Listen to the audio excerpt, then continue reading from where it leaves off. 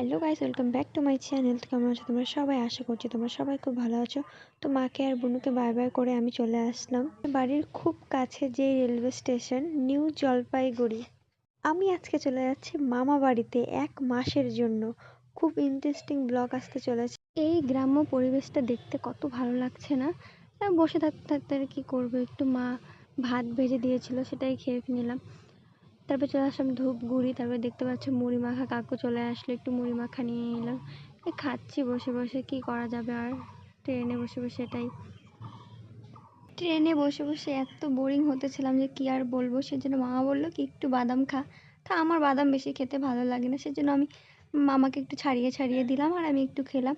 তবে সেই করতে করতে আমরা চলে আসলাম কামাখ্যাগুড়ি, যেটা আমার খুব ফেভারিট একটা জায়গা। কেন সেটা তোমরা জানতে পারবে যেখানে আমার আসার কথা জোড়াই। ভিডিওটা ভালো লাগলে লাইক, কমেন্ট, শেয়ার, সাবস্ক্রাইব।